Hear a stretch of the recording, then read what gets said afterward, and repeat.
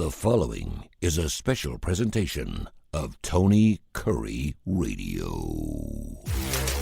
Welcome back to another K4Wins. Go around the horn here. Gregory, he has been the man, the myth, the legend, has been doing this kind of stuff, handicapping, taking both sides of the bets now for over 40 years. He knows everything. I know it's eyebrows. It's okay. People doing it. This is 2025. We can talk about gambling like it really happens now. It's great. I'm Tony Kurre, worked at ESPN Sports Radio for 40 years. Right below me, of course, my partner in crime does fantastic work wherever he was broadcasting, and that could be television, internet, blogs, you name it. His name is Kip Keefer. He, of course, executive director of the Birmingham Racecourse Casino. And, of course, his son, Case Keefer, has got his own gig out there in Las Vegas. Las Vegas Sun chief editor, does fantastic work. This is K4Wins. We are a handicapping show. We've been talking lots about hoops, and we'll get into the SEC here in just a minute. Before we do so, we'd like to clear the table and find out if we had another winning week this week. Kyle, what you got? First and foremost, we got to go with the happy birthday to the man, the myth, the legend. I was going to bring it up if you weren't, but thank you very much. And 50. Like I said, I'll tell you what, 50. Next year's a big one. No, hold on a sec. I got to be careful here. Were you at my 39th at Toon's place? Yes. Okay, so we don't need to talk about that. Let's move on. We're going to go over the record. Let me just give the brief synopsis. So, Toon was a good friend of ours. He owned a limo company, took around all the celebrities around the Southeast, everywhere. So he had all these autographs and everywhere. I go down to his store, which is right outside the airport. And there was about 8 or 9 or 10 of us, I think. There may have been more. And we're playing poker all night long. I had to work the next day, I remember, because I took a shower there and went straight to work. I don't know what the hell I was thinking. I must have reeked. I must have smelled. But Taylor Hicks was there. Brian Less was there. A couple other celebrities stopped by that I will protect. We went all night. We had a great time. A couple of young ladies from Atlanta stopped by. I left early. This birthday is slightly different than it was 20 years ago. I'll just put it that way. All right. So last week we go 20-12. Another good week. Last month, February, 93-51, 93-51 year to date so far, 224, 108, and 3. Nice. Pretty good. We'll take that. Kip, I want to start with you this morning because you've been red hot in the SEC. I'm seeing now that the Auburn Tigers, despite the fact they lost this past week to A&M, a weird game, 60% of their games have been against quad 1 opponents. They have not only played fantastic, losing only to the 1-4-20 teams in the country, but also, of course, playing one of the world's hardest schedules. But people are saying this is by far the best team since the 2015 Kentucky squad that went 38-0, went to the Final Four. And remember what happened to that team? Everyone that year was saying Kentucky or the field, Kentucky or the field. They didn't quite make it. What do you expect from the Auburn Tigers, and are they that good? I think the record speaks for itself. The numbers they've compiled, you can't really shoot at them very much in terms of their proficiency and how efficient they are in dispatching opponents. Like you said, they've played a unbelievable schedule. Just playing in the SEC makes you play an unbelievable schedule. What a jungle it is. This week, Auburn goes down, Alabama goes down, Tennessee goes down in back-to-back days, actually. So it's just really tough. I don't know if they are invulnerable. If they are vulnerable, I think they are. They've got all the components and they do all the right things, but man, it's tough to go through this NCAA tournament, win 6 games. A lot of it depends. We talked about it on the TV show. A lot of it depends on just how things fall out. And I'm convinced that even NIL in this new era that we're living in even changes this upcoming March Madness, because I think last year we saw a rash of teams from the 12 and 13 and 14 seeds actually knock off some of the bigger teams. We've seen that in the past, but not with the regularity. I I don't remember. Case probably knows, but in the Sweet 16, there were a number of what you would call high seeds, and maybe that's how it's going to continue. I think it's just whoever kind of falls in the right spot and draws the right opponents has the best chance to keep going. Because if you happen to get into a rough patch and play 2 or 3 really good teams in a row, which is going to happen later in the tournament, of course, most of the time, I still think this team can be beaten. But I don't say that with any real factual support. I just from watching them, I wasn't surprised A&M kind of pushed them around the other night. When you get the number 1 team on your home court at the end of the year in a game you have to win, that is a massive incentive, and they delivered. But I don't know what the other guys think, but I don't see Auburn waltzing to the title. Case that, of course, a player of the year, Broom, ends up going 8-7 in that particular ball game. Your number 1 guy can't have 8 points and 7 boards and try to win basketball games for sure. It was funny because we've been going in the last couple of weeks. It's been 3 SEC teams and Duke as your 4-1 seeds. And right now it appears that Houston's got a lock on 1. Duke's got 1. Auburn certainly has theirs. And now you got Florida, Tennessee, Alabama all vying for that other final 1 spot right now. Who do you think is that 1 spot, and how much more jockeying around do we have over the last next couple of days? Another big day in college basketball tomorrow. Well, thanks for setting that up on a tee for me. I wish I said it more with my chest last week and was a little more confident, but I think I gave out the best futures bet I'll ever give out on the show last week. I said Cooper Flag 2-1. I was mainly doing as a hedge to win player of the year.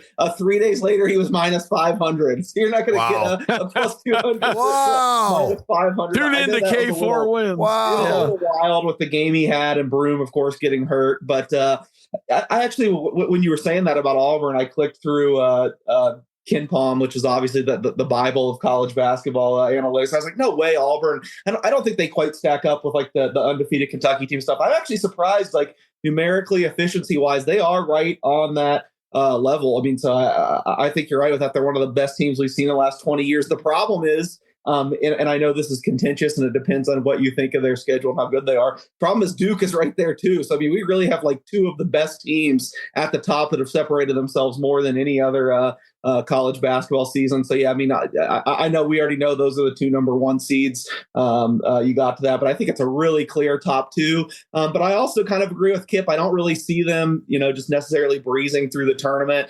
There's still things I don't love about Auburn, as talented as they are. I don't love their shot quality, their shot diet that much. I think they've run a little hot with how well they've played, but yeah, I mean, certainly the numbers don't lie. The results don't lie. They really are that good. They're even better than I expected after doing that quick click through. I would guess I really don't follow the bracketology too much. I mean, this is, I mentioned on the starting line, I think this is my busiest betting week of the year. Just I love tournaments so much that I don't really follow a lot of these leagues during the year. I mainly handicap the power conferences plus Mountain West, A10, maybe dabble in a few others, but I just can't help it. I'm betting every future. I'm trying to handicap every one of these 36 conference tournaments, whatever it is. In addition to that, golf has probably been my highest ROI sport. We got 4 major golf tournaments across the world this week. So this week I'm like running on fumes, and I don't have time to worry about the bracketology or whatever. But off the top of my head and the way people are talking, I would think Florida's the other number 1 right now. Yes,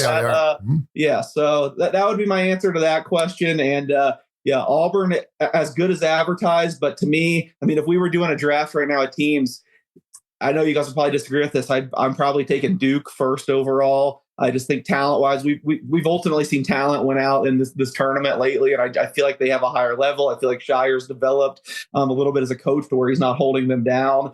I mean, you just have a cheat code in Cooper Flag to me. So I think Auburn would slightly be my second pick. If we were drafting teams, I would take Duke first. K4Wins.com, K4Wins.com. It is a free site. Go check it out. Subscribe. You're going to get some blogs on there. We're going to be adding some written material. Kai, obviously you're a Tennessee homer. They're playing really well. Of course, they knock off Bama a few games back. That was a big win for them. Alabama on a slide right now. They are 2-4 their last 6 games. The amazing thing in those 4 losses, they're giving up 95.5 points per ball game on defense, including that 110 shot against Missouri. First question is, Tennessee's shot at going from a 2 to a 1 before the end of the season. Do you think it, or does it really matter to you? I mean, I think they're solidly okay. You're saying 0%. And second of all, Bama last year was 4-5. the last 9 ball games and went to a Final Four. Is that what we're seeing again from Bama? Something tells me they can't do it 2 years in a row. You know, the way they're shooting, if their shooting comes along, they're going to go as far as the three-pointer takes them, in my opinion. You know, I wanted to throw back something. You know, Duke's won their last 7 games by over 30 points. And if you talk about talent, you've probably got 4 kids. I call them kids. I'm 53. On that team, they're going to be drafted, probably first round. Besides, you know, Flag, obviously. How many does Auburn have? You know, if you think about that after Bren, that are realistically going to be drafted, especially first round. So there's that talent. I do think I would give the coaching matchup to Pearl, but you know, that we kind of go from there. And by the way, yesterday, one of our nuggets we gave out that I don't think you're going to see on a lot of places. Kansas City and Omaha in the Summit League tournament. We gave out Omaha -3. They win by 9. Yeah, baby. You don't get those in a lot of places. We talked about that on TV. We talked about that on TV. You'll see that on our TV show tomorrow morning. Yes. And so, you know, there's a ton of great matchups this weekend that have huge, I don't even know the word I was going to use, but that matter going into the SEC tournament and other tournaments for seedings and going into, you know, next week and the bracketology. And unlike Case, and I totally understand, I look at the bracketology. You know, right now they've got Auburn's second round matchup if everything stayed the same as UConn. Probably if UConn comes out as an 8th seed, which I think is probably a rough matchup for Auburn. So, you know, if that was to stay there, but, you know, we've only got 4 teams in the SEC that have clinched where they're going to be next week. Number 1 and 2, number 15 and 16. Those are the only ones that have clinched. You've got Tennessee right now as the 4 seed, but then you've got 3 teams beneath them at 10 and 7. If all those things go in, you got to look at all the tiebreakers. If Tennessee was to screw up and lose to South Carolina, which I don't think they will. How healthy is Auburn going to be this weekend against Alabama?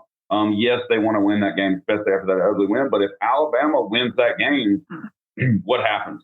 You know, if Alabama loses that game and Tennessee wins, then Tennessee moves to the 3 seed, which for Tennessee, yes, I think is the worst matchup because then they play Kentucky in the 3-6 game, and then they have Florida versus 1-4. You get your, you know, maybe your one shot at Auburn, but your 8 seed could be Kentucky. It could be Mississippi State. It could be Vanderbilt. It could be Ole Miss. It could be Missouri. I mean, looking at all these things, and I can't wait because there's some absolutely huge matchups this weekend. And right now, Duke's 11.5 at North Carolina. I think if I was an opening line, I would absolutely hammer that. Duke minus the 11.5. I didn't say which way. Yeah, I didn't think you did. Oh, yeah. That's it. Well, based on the first time we saw them, I think you're going to have an idea which you're going. Case, it's been an interesting year because it has been Duke and Auburn and everyone else really over the last couple of weeks. But then I'm looking at a lot of teams, and I'm a Big East guy because my Muskies look like they're getting in by the hair of their chinny chin chin. But I'm looking at St. John's. I'm looking at Michigan State. I'm looking at who else? Iowa State. I'm looking at Texas Tech. No one's talking about them as a 2 seed right now. On that next tier of teams, who do you see in those next tier of teams by a betting wise standpoint? Because I'm always like, when I go to horse tracks, and this bites me in the ass every time I go, and Kip, you'll think this is funny. I don't ever like to take the favorite because the favorite won't pay anything. I don't like to take the long shot because I don't think the long shot's going to make it. So I always bet that 6-1, 7-1, 8-1 horse. Middle guy. And that middle guy never wins. That middle guy never wins. At least he doesn't when he never does, because it's almost like there's good value there, and there's a reason why it's good value because he ain't going to sniff the finish line. Does it play out that way in basketball? 2 seeds obviously are very, very good, but 3 and 4 seeds from an outside shot, do they have a shot? Is there anybody here lurking as a dark horse? I mean, there certainly are. I'm going to be callous and sound ridiculous, but I feel like I've earned it because I've talked about it for a year. If you're betting futures at this point, it's too late. I mean, you're just donating money. The market knows where it is. I mean, I made my first bet on the college basketball national championship this year, the night of last year's national championship.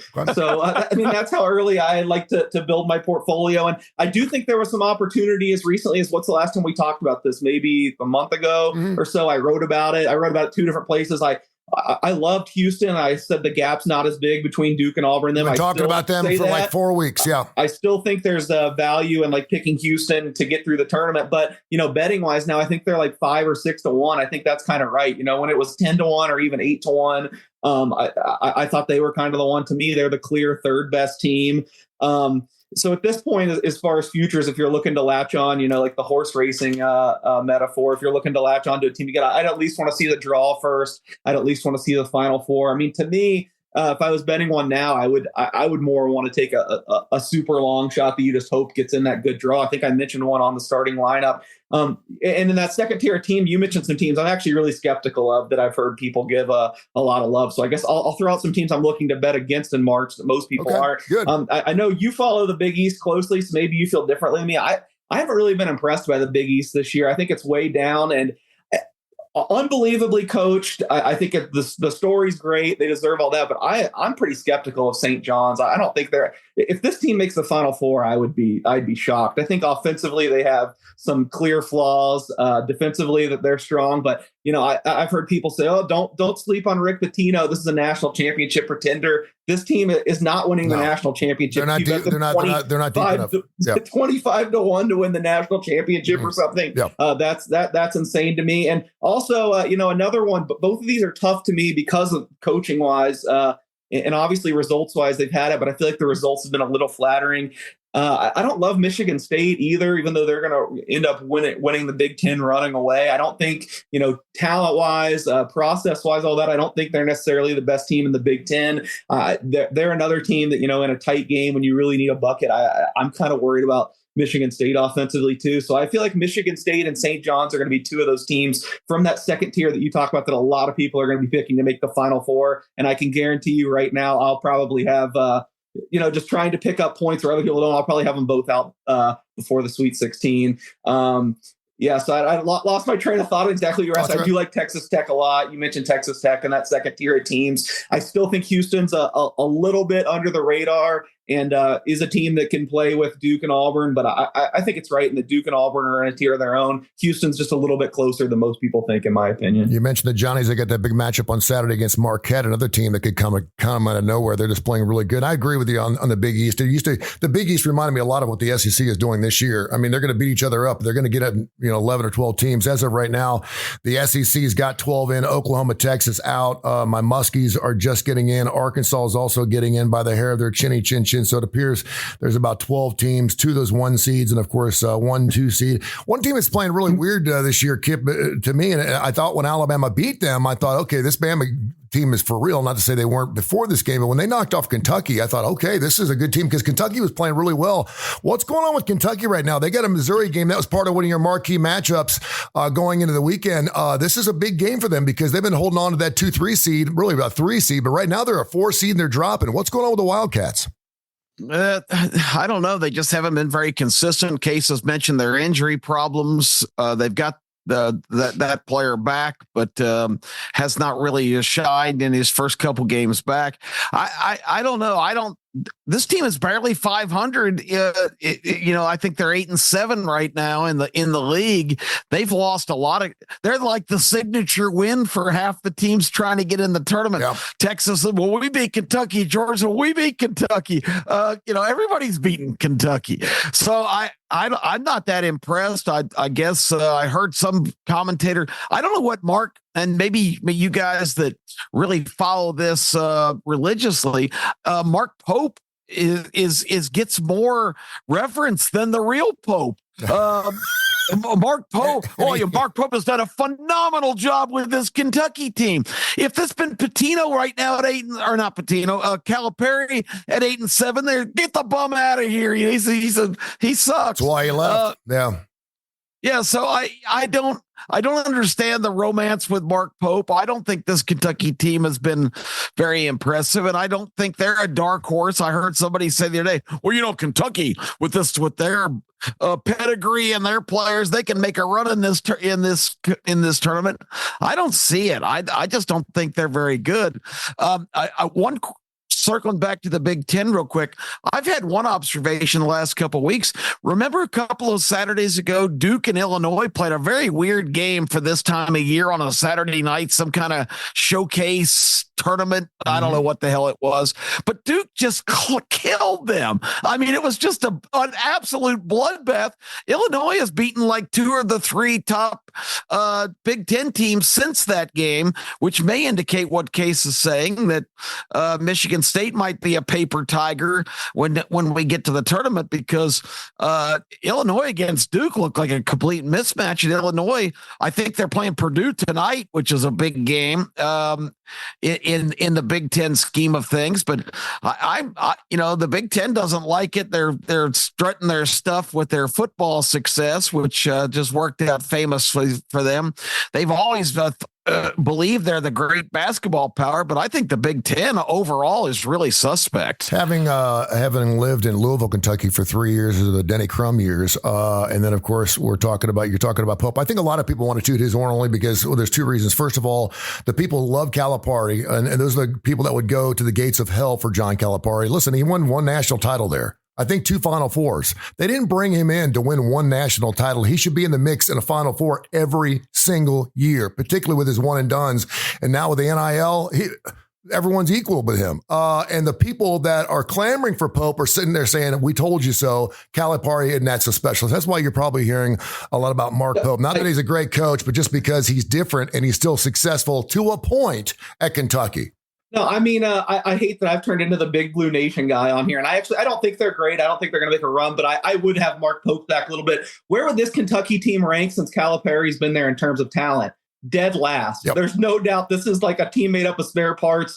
And have they been the worst team in the last 15 years of Kentucky? Absolutely not. So you got to adjust for what's on the roster. And I think Pope has done a good job for what they have. Now, if this was year 4 and he's like, then the fringe top 25 team. They have dealt with a lot of injuries too. I know Lamont Butler's back, who I've harped on, but Jackson Robinson's still been out the last couple games.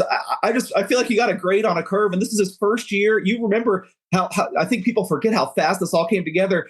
This roster, I think they had 3 scholarship players like late in the process when everyone else had their roster. So he had to just grab guys here and there. I know it's still better. I'm not making it out to be their like a bottom tier Big East team. Like, it's Kentucky, you have resources, but this is not like the Kentucky 6 draft pick teams. You think I don't think they have that great of personnel, and I think that if someone else was coaching them, they would not be in the position they were. So I actually am a Mark Pope guy. I think he's done a good job. K4Wins.com, K4Wins.com. Check out the website. It's absolutely free. You can subscribe. You get writings, get all kinds of great things. He's down there making the sign of the cross. Before we get back down the Kip, I want to go to Case. Travis for the Pope. Yeah, there you go. Yeah, and he does need some prayers right now. Double pneumonia. Not a good situation for these Catholics out there, including myself.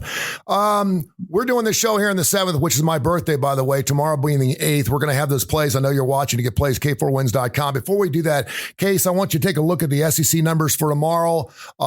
We definitely, of course, need the Auburn-Alabama line. If you got the Missouri-Texas or Missouri-Kentucky line, give us some of the lines for the SEC games. And then let's dive into some plays, you guys, things that when you looked at the paper, you're like, whoa, that's an interesting lineup or a good legal line. We'll get through some games here as we get ready for the weekend. But what are some of those lines? What's that Auburn-Alabama line tomorrow? Yeah, well, first of all, I got to apologize out of the panel. I really let you guys down. As I said, I'm betting so much. I barely slept this week. I did not get around to doing my own numbers before the show today. I had the SEC typed out, but I had to get some sleep. So I haven't done my own number. I'm going to do it right when we get off. That being said, I have some ballpark ranges of where I thought things would be, and a few of the big games the big sports books have already posted. So I'm pretty sure I would have made Auburn like 7. I'm worried that ESPN has it 7.5 this morning. Yeah, I don't think they have any reason to really hit the gas pedal. But this is posted a lot of places right now, and they're pretty much 8.5 across the board. So I felt like last time these two teams played, I was on an island, and I was the only one of us, and the only person I felt in the nation picking Auburn that came through it. Right now, I kind of think it might be a buy low on Alabama, especially I'm seeing some 8.5 even money. I would bet that right now if I could. You can't in Nevada. It's only if the big national sports books, the casino chains have a monopoly here and don't let anyone else in. But plus 8.5 even money, I would be on Alabama right now. I'll say this real quick because a lot of people are looking at it, and Kip, you're really good at this. You look at a team that's lost a game that shouldn't have lost a game and how they bounce back the next week. And I know you bet that way because you're into those vibes, those algorithms when it comes, and you've been really good on the SEC. A lot of people look at this game and go, okay, it's Alabama's chance to go ahead and pay back Auburn Tigers, particularly since Auburn lost their game against A&M earlier this week, and they're going to bite back with revenge. Well, they won their first matchup. They don't want to get banged up. I think this game's a lot more important to Alabama than it is to Auburn. Just I don't know where. If they give up triple digits to Auburn, they're in trouble. They're in trouble. And I mean, it's obviously at Auburn. So we'll see what happens. Case, continue. Yeah. So that's just my first thoughts. Again, I like to run the numbers. I'm a data guy, so maybe I do this and it comes out and I have Auburn like a 9-point favorite. I would be shocked if that's the case. But off the top of my head, my first reaction is I would like Alabama a little bit there. The only other SEC game I see any numbers on currently you can actually bet is Missouri, a 3.5-point favorite over Kentucky. I mean, both these teams kind of headed in the wrong direction. I would have guessed if you had me just off the top of my head, I would have probably said Missouri was 4 or 4.5 there. So, I mean, Kentucky continues to get respect as we just talked about. I don't know, no real strong opinion there. I know Kip's pet peeve, not a whole lot of other numbers also posted. I do see Duke, North Carolina posted a lot of places. Duke, 12.5-point favorite. I can't believe this feels like Big Ten football part 2 to me. I do expect Duke will win. I know the first time they played, I pounded Duke. I think this North Carolina team's a total fraud. I don't think they're good at all, but they are playing a lot better now. And I think I have a huge future on Duke to win the ACC.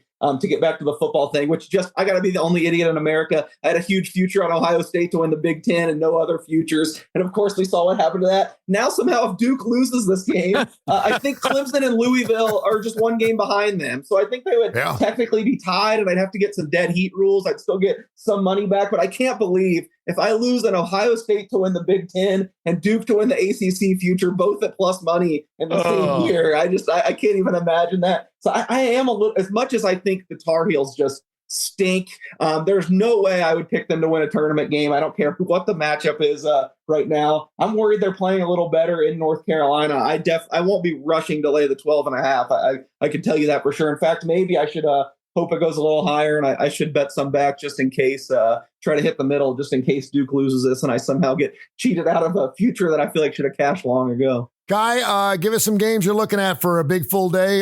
This podcast will go up immediately up on a Friday or a Saturday or even a Sunday. And of course, we're getting ready for tournament time. And another reason I love tournaments is I love when I get busy. I get up at 4 o'clock in the morning. I've had a couple hours. And next thing you know, I look and there's a basketball game at 9 a.m. I love those tournaments, man. It is one of the best times of the year for sure because it goes 24 hours a day. But Kai, what are some games that are really sticking out to you? It's kind of interesting because next week we'll be live when some games are going on, actually. But really one that's sticking out to me just because of the way they've been playing lately, and it's not SEC, is Iowa State and Kansas State tomorrow.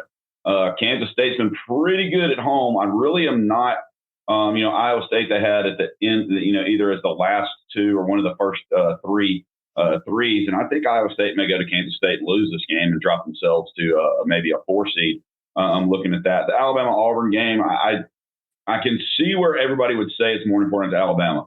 Bruce Pearl does not want to lose to Alabama at Auburn on senior day.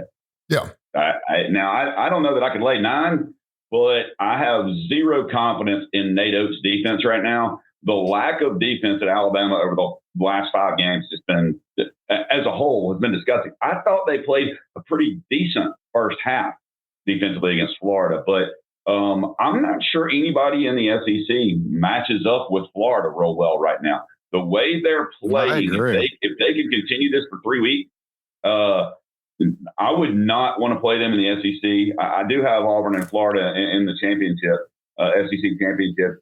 Right now, looking at it before any bracket or anything, just 1-2. I know, way to go out on all them, right? But I really like the way Florida's playing, and everybody they've played in the last month, they've out-hustled. I don't love Golden, but I think he's doing an incredible job coaching this team. Yeah. I don't like him, but I'm a Tennessee fan, and that's why I don't like him. I think he's doing as good, if not better, a job than anybody in SEC coaching. The only person I would give a close second would be Barnes, just because he only has 9 scholarship players and their defense travels. But they beat Florida once. They lost to Florida once. It'd be an interesting matchup, if that comes down. Texas Tech at Arizona State. I think that line's going to be too high going into their tournament week. So that interests me. The Houston-Baylor game, really, I think Baylor plays so much better at home, but Houston's defense travels.